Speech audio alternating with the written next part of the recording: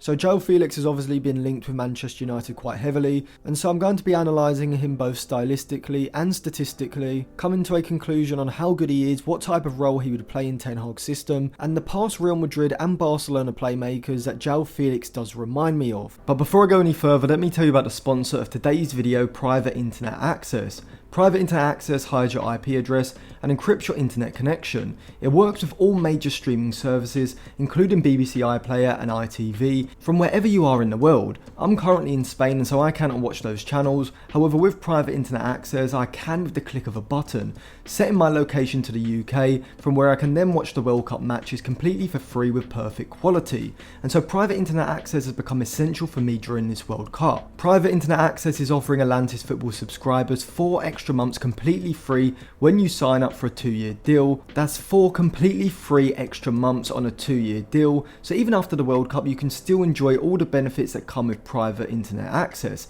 and save money at the same time. The link will be left in the description below for you to get Private Internet Access now, and of course a big thank you to Private Internet Access for sponsoring today's video. A link will be left in both the description and the comment section below for you to click at the end of this video. So going into this January transfer window, United and Ten Hag will obviously need another centre forward, with Martial really being the only viable option, and even then he's injury prone and inconsistent, so a centre forward option is definitely on the agenda. But a lot of you will be saying that Joao Felix isn't even a centre forward, he plays as a second striker or even as a centrally advanced playmaker, as in the Portugal side he played in for the World Cup and Atletico Madrid, he doesn't play as that focal point of the attack. And whilst I do accept that, like the Gakpo analysis video, which should be out already, should be linked in the description, so definitely check that out if you haven't already. As I said with Gakpo, I will say the same with Felix. I do think naturally they are both midfielders more than centre forwards, but they do have the abilities and utilise certain traits very effectively. That does make me think they can both transition into a centre forward,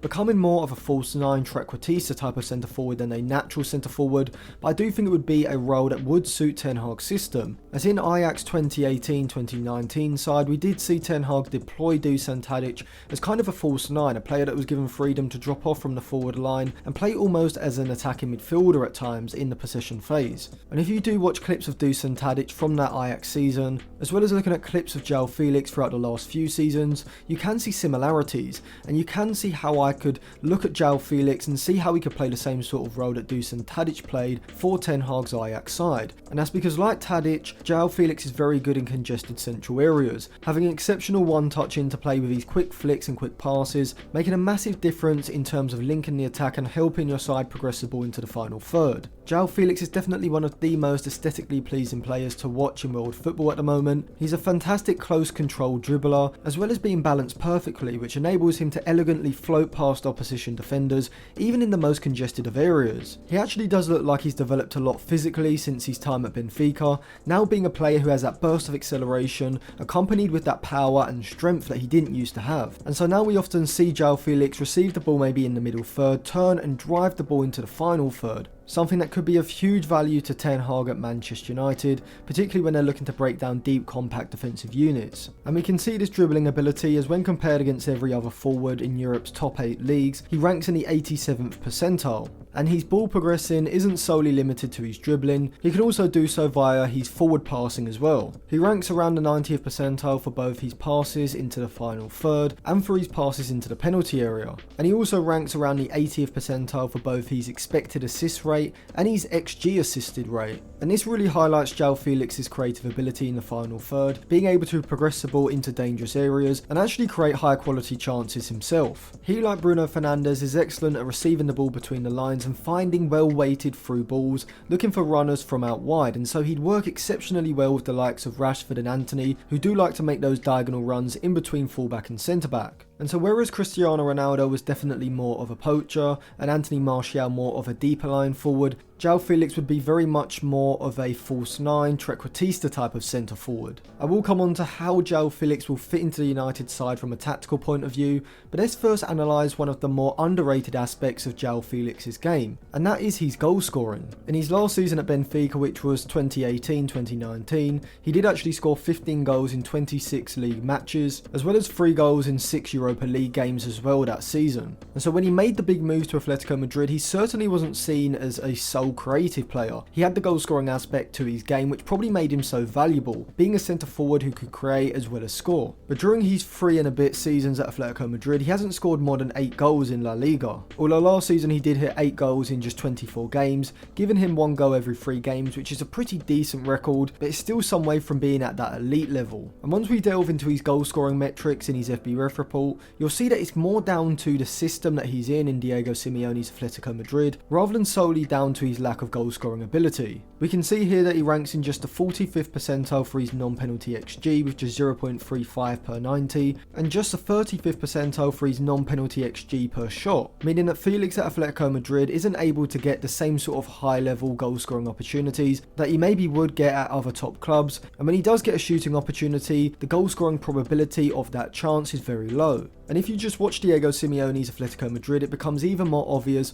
why Joao Felix hasn't hit those goal-scoring heights that we maybe expected him to after his move from Benfica, and that is because he's definitely utilised more as a midfielder than he is a forward. He is given a lot of defensive responsibility, which I guess is a good thing, particularly for a club wanting to sign him. He ranks in the 99th percentile for his interceptions, which is definitely going to be of huge value to Erik ten Hag's aggressive pressing system at Manchester United. But if you are to get the best out of Joao Felix, you can't put so much defensive responsibility on him. You can't really have him tracking back into wide areas and putting in a massive defensive shift in central positions, as that means that when you do win the ball, he's in too deep a position to really be able to affect the game, or he's fatigued after having to do a huge amount of running without the ball, because after all, Atletico Madrid are a team that don't dominate possession. Manchester United will be dominating possession, and so that stylistic change will definitely help Joao Felix and definitely improve his offensive play. So just by going into that Manchester United system, I do think we'd see Joao Felix picking up a lot more goals and a lot more assists as well. And the reason I'm so optimistic about this is because despite his low non-penalty XG, he actually ranks in the low 80th percentiles for his non-penalty goals, with 0.52 per 90, showing not only is Joao Felix scoring a goal every other 90 minutes, but he's also massively overperforming his non-penalty XG, sitting in the 93rd percentile with an overperformance of 0.16 per 90. And this is because Joao Felix has phenomenal shooting ability around the box, being a forward who doesn't only have textbook technique when it comes to his dribbling and his passing,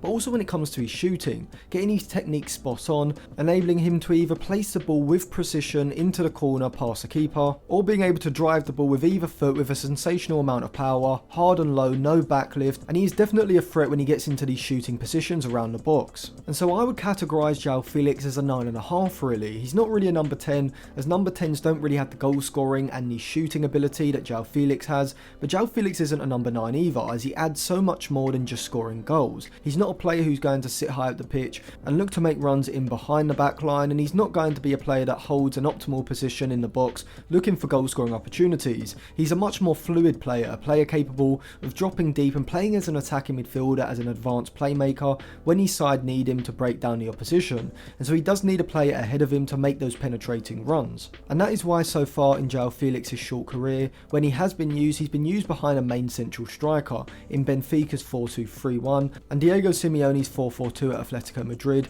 with it even becoming either a 3 at the back system or a 4-5-1 shape, with Joao Felix moving over to a wider position. And so usually you wouldn't want Joao Felix playing as a central striker, but in Ten Hag's system, Felix would be much more than just a traditional forward, and this obviously would be taking inspiration from Johan Cruyff's dream team at Barcelona, Rinus Michels' school of thought and total football, as well as Pep Guardiola's use of Lionel Messi. And even if you wanted an example closer to home, it would be Dusan Tadic's use as that false 9 in Ten Hag's Ajax 2018-2019 team. So there are plenty of examples of players who do have that creative ability being used as more than just a goal scorer up front. And to be honest, when you look at the attackers that would be surrounding Joao Felix in that system, you have to say that they would suit playing with this sort of false 9 forward. Joao Felix is a similar kind of striker to Dimitar Berbatov in my opinion, as Berbatov, like Joao Felix, was a centre forward who had tremendous creative ability. Unlike Felix, in my opinion, was at his best when he was given that free trequartista role in behind a main centre forward. He did this very well alongside Robbie Keane at Tottenham, scoring 46 goals in 102 appearances whilst also picking up 29 assists. And his best season without doubt for Tottenham did come in the 07-08 season, where he scored 15 goals in 36 Premier League games,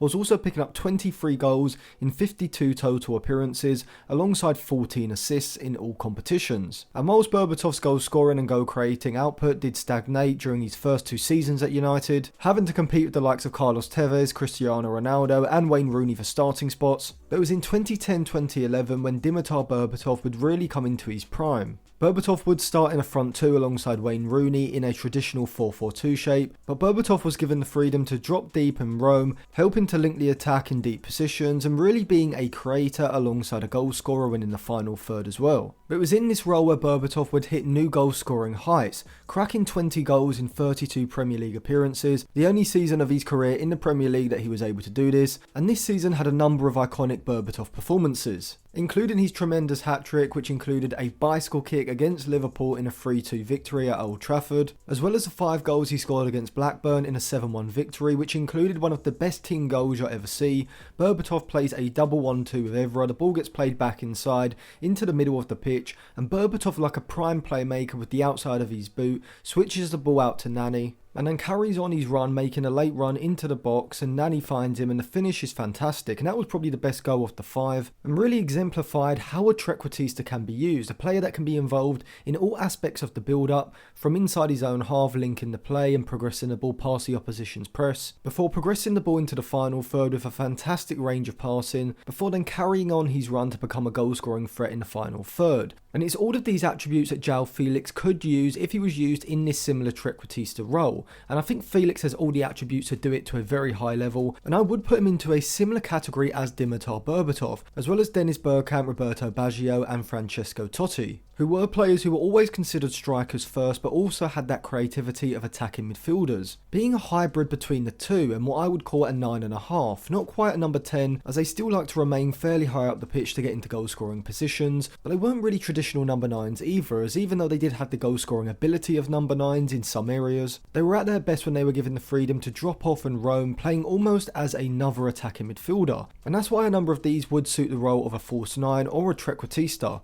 as both of these roles do give the centre forward freedom to drop deep and essentially become the advanced playmaker of the side, and I think this is a role where Joao Felix would thrive. As I said before, he could be used as a false 9 in Ten Hag's system if Antony and Rashford either side were given more liberty to make those diagonal runs into centrally advanced positions, playing almost as wide forwards at times. Felix could drop in alongside Bruno Fernandes, essentially creating a box central midfield with Casemiro and Eriksen behind them. Or alternatively, if Ten Hag wanted to be very adventurous, he could move Bruno Fernandes into a deep midfield position, sitting alongside Casemiro, with Joao Felix being given a free role in front as Martial would be the centre forward. You could still have Rashford and Antony coming from the flanks, but this role would make Felix a main man in the attack, taking away some of his positional responsibility in terms of dropping deep at certain times to open up spaces in the back line. In this system, playing behind a centre forward as a trequartista, Felix would be given the freedom to look for space for himself to pick up the ball, rather than primarily looking to make movements to open up space for others ahead of him, as he would be doing more often as a false 9. So now to conclude, how good do I think Joao Felix actually is, and how good could he potentially become, and is he the right man for Manchester United to sign?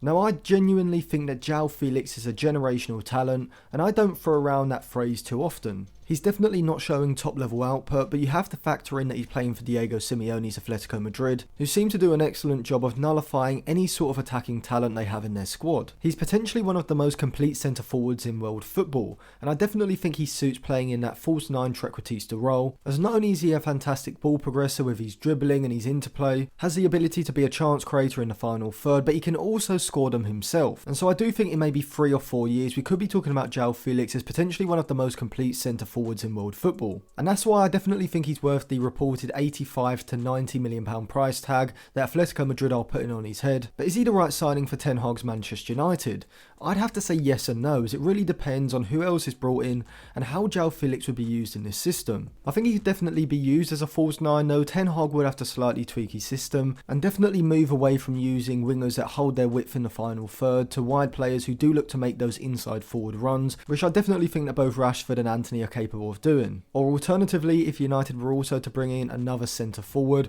or Martial was able to nail down that centre forward starting spot, Joao Felix could come in as a versatile forward who could be used in a variety of different positions. And bringing in someone like Joao Felix to play in that number 10 position could definitely facilitate the tactical involvement of Bruno Fernandes, moving him into deeper positions in central midfield and therefore opening up the spot for a player like Joao Felix to come into the system. Though I do think Bruno Fernandes and Ten Hag are still some way away from making this tactically viable in the long run. And from Joao Felix's point of view, a move to Manchester United is definitely risky as you haven't got a nailed down spot, position or even role in the side yet. Whereas I think he'd be the perfect long-term replacement for Roberto Firmino, and if I was Liverpool I'd be looking to do a Darwin Núñez, Joao Felix kind of swap deal with Atletico Madrid. I think that makes sense for both parties, and Joao Felix would be a perfect false 9 in Jurgen Klopp's 4-3-3 system, so I don't know why Liverpool haven't tried or are actively trying to go as hard for Joao Felix as Manchester United appear to be doing. PSG is also the obvious other option, particularly if they do look to move on Neymar and Messi. I think Mbappe would need another centre forward like Joao Felix to play that link man role,